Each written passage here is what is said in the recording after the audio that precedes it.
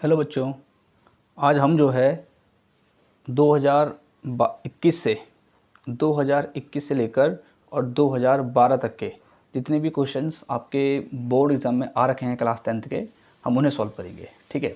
तो सबसे पहले स्टेप में मैंने आज जो आपके चैप्टर है अर्थमेटिक प्रोग्रेशन, जिसे आप जो है शॉर्ट में एपी बोलते हो, तो आज मैं उसके क्वेश्चन सॉल्व करूँगा पहले। ठीक है। तो पार्ट 1 में हम उसके क्वेश्चन सॉल्व करते हैं, फिर बाद में मैं आपको बहुत जल्दी ही जो अगले टॉपिक्स हैं आपके उनके ऊपर भी हम बात करेंगे। ठीक है। तो ध्यान रहे, इसमें जो क्वेश्चन मैं लिख रहा हूँ वो 2021 से 2012 के बीच में क्वेश्चंस हैं। ठीक है। तो देखिए क्वेश्चन कैसे बनते हैं एपी के, आपको पता होना चाहिए। इसके लिए बेसिक पता होना चाहिए आपको, अगर बेसिक नहीं पता होगा तो फिर दिक्कत हो जाएगी। तो क्वेश्चन आपका पहला इस प्रकार से है, आपसे क्वेश्चन में कह रहा है ये कि find the tenth term of the sequence. ठीक है। सीक्वेंस मतलब एक सीरीज़ मिलेगी आपको और आपने उस सीरीज़ का 10th टर्म निकालना है, 10वां टर्म निकालना है। सीरीज़ आपकी √2, √8, √18 और ऐसी। ठीक है। आपने इस सीक्वेंस का निकालना 10वां टर्म। तो 10वां टर्म निकालना मतलब आप एक बार जरा मन में सोच करके 10वां टर्म क्या होगा। 10वां टर्म a10 होगा। इसका फॉर्मूला क्या होता है, a + 9d। यानी कि 10वां टर्म कब निकलेगा, जब हमारे पास होगा a मतलब फर्स्ट टर्म और d मतलब कॉमन डिफरेंस। ठीक है। तो पहले a क्या होगा, देखो a तो हो गया √2 जो आपका यहाँ पर ही है ना। अब d कैसे निकालोगे, d निकालोगे √8 - √2। d कैसे निकालते हैं कि बाद वाले टर्म से ठीक पहला वाला टर्म माइनस कर देते हैं। ठीक है। अच्छा जी, तो √8 मतलब 2 × 2 × 2 और ये √2 ऐसे ही रहेगा। ठीक है। अब ये बाहर आएगा, पेयर बन गया उसका। तो 2 √2 से √2 गया, यहाँ 1 होता है, 2 √2 से 1 √2 गया तो √2। ठीक है। जैसे ही आपको ये √2 मिल जाएगा वैसे ही आप जो है 10वां टर्म निकाल सकते हो। क्यों, हमें रिक्वायरमेंट थी a की और d की, तो a हमारे पास था ही और d हमने निकाल दिया। तो इस हिसाब से आपका 10वां टर्म क्या होगा, a की जगह पे √2 और d की जगह पर भी √2। तो 10वां टर्म आपका हो गया, यहाँ होता 1 तो 9 और 1 10, 10 √2। ठीक है। तो इस क्वेश्चन का आंसर है 10 √2। ओके। तो चलिए अब मूव करते हैं अगले क्वेश्चन की तरफ। आपका नंबर 2 क्वेश्चन आपका क्वेश्चन में है आपका, देखिए क्वेश्चन नंबर 2 आपका है कि how many 2 digit numbers are divisible by 7। ठीक है। वैसे तो बहुत सारे नंबर होते हैं जो 7 से डिवाइड होते हैं, लेकिन हमें सिर्फ ऐसे नंबर चाहिए जो 7 से डिवाइड हो और वो होने चाहिए 2 डिजिट नंबर।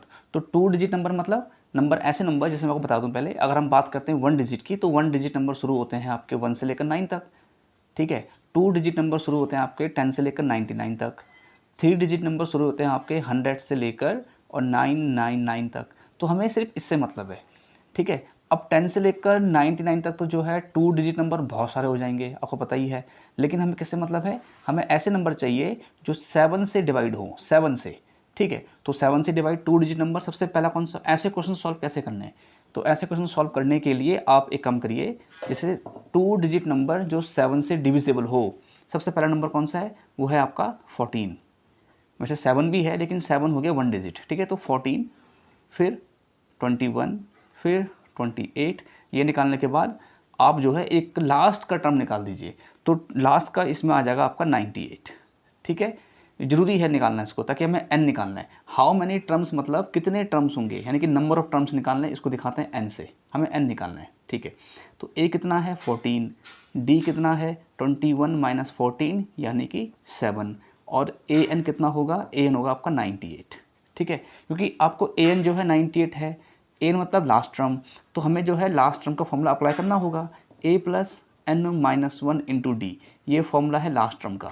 ठीक है। ऐसे तो a की जगह पे 14 हो गया, n हमें निकालना है, d की जगह पे 7 हो गया और ये हो गया आपका 98। तो n - 1 × 7, 14 इधर प्लस कर रहा है, इधर माइनस करेगा, तो यानी कि n - 1 × 7, और 98 में से 14 गया तो ये आएगा आपका 84। ठीक है। अब यहाँ पर जो है 7 मल्टीप्लाई कर रहा है, तो यहाँ पर जो है वो डिवाइड करेगा, तो 7 12 जा। ठीक है। तो n - 1 = 12, तो यानी कि n = 12 + 1 यानी कि 13। तो यानी कि 13 टर्म ऐसे होंगे, 13 नंबर ऐसे होंगे जो 2 डिजिट नंबर ऐसे होंगे 13 जो 7 से डिवाइड हो सकते हैं। ओके। चलिए बेटा, अब आपके हम बात करते हैं आपके नेक्स्ट क्वेश्चन की, और ये क्वेश्चन आपका बहुत इंपॉर्टेंट है, हालांकि ये नहीं आएगा तो इसके तरह दूसरे आ सकते हैं, ठीक है। सबसे पहली बात तो क्या है, आपको क्वेश्चन समझना है। देखिए क्वेश्चन में क्या बोल रहा है आपसे, the sum of the first, ये फर्स्ट ऐसे तो नहीं आएगा, वैसे लिखा हुआ, ऐसे लिखा हुआ आएगा, ठीक है। ये the sum of the first n terms of n A P is given by ये, यानी कि जो हमें ये एस एन दे रखा है ना, ये जो हमें एस एन दे रखा है 2n² प्लस का 3n, ये शुरू n टर्म्स के समय, ठीक है। अब वो n टर्म कुछ भी हो सकता है, उसमें इस n टर्म में शुरू के 5 टर्म भी हो सकते हैं, इस n टर्म में शुरू के 3 टर्म भी हो सकते हैं, इस n टर्म में शुरू का 1 टर्म भी हो सकता है, ठीक है। तो क्वेश्चन के हिसाब से उसने कहा कि शुरू के फर्स्ट n टर्म में वो 5 भी आएगा, 6 भी आएगा, 7 भी, कुछ नहीं बोल सकते इस बारे में, है ना। जो भी है ये भी है, ठीक है। आपको यही इसका सम दे दिया उसने। आगे बोल रहा है आपसे find 16 term of the AP, हमें इस एपी का 16वां टर्म निकालना है। तो फिर से देखिए, जो चीज़ निकालनी है उसे यहाँ साइड में लिख दीजिए 16वां टर्म। तो 16वां टर्म का फॉर्मूला होगा a+15d, ठीक है, a+15d। अब नॉर्मल सी बात है, अगर 16वां टर्म निकालना है तो आपके पास जो है a होना चाहिए और होना चाहिए d। और आपको दिख रहा है कि इस क्वेश्चन में हमको सीरीज नहीं दे रखी है ना। इससे पहले वाले क्वेश्चन में हमको सीरीज गिवन थी तो हम आराम से a और d पता कर लिए थे, लेकिन यहाँ पर हमें a और d निकालना है तो हमें सीरीज पता होनी चाहिए, सीरीज नहीं दे रखी है। लेकिन अगर आप गौर से देखो तो ये क्वेश्चन इतना इंपॉर्टेंट इसलिए है क्योंकि हम जो है a और b या a और d हम इसी से पता करेंगे। कैसे, देखो ये जो आपको सम दे रखा है ना, ये क्यों दे रखा है, ताकि आप इससे फर्स्ट टर्म, सेकंड टर्म या जितने मर्जी आपके टर्म निकाल सकते हो और कॉमन डिफरेंस मिल जाएगा। जहां आपको फर्स्ट टर्म और कॉमन डिफरेंस मिला, क्वेश्चन आपका सॉल्व हो जाएगा। देखिए तो कैसे निकालेंगे, हम क्या करेंगे, हम n की जगह पे 1 रखेंगे। क्यों रखेंगे, पहले 1 रखेंगे, 2 रखेंगे, 3 रखेंगे, वैसे रख तो बहुत सारे सकते हैं पर सब नहीं रखना, आप लोगों ने 1 या 2 रखिए, ठीक है, ताकि हमें d मिल जाए। क्यों रखेंगे, वो रखेंगे इसलिए क्योंकि इसने फर्स्ट n टर्म बोला है। अब फर्स्ट n टर्म में कितने टर्म है, एक भी हो सकता है, मतलब ऐसे जैसे हमारा अगर 2 का पढ़ा हो, 2, 4, 6, 8 ऐसे, मतलब तो कह रहा है कि शुरू के n टर्म्स कितने भी हो सकते हैं उसमें, तो हम इसलिए रख सकते हैं इसको, ठीक है। तो n की जगह पे 1 रखेंगे तो क्या होगा, 1 का स्क्वायर 3 × 1, यानी कि 2 × 1 का स्क्वायर 1 ही रहेगा, 3 × 1 = 3 यानी कि 5। तो पहला टर्म तो आ गया 5। पहला टर्म मतलब ये S1 है, S1 को हम जो है a भी बोल सकते हैं। क्या मतलब इसका, इस S1 का मतलब यहाँ पर ये है कि ये हमारा पहला टर्म है ये।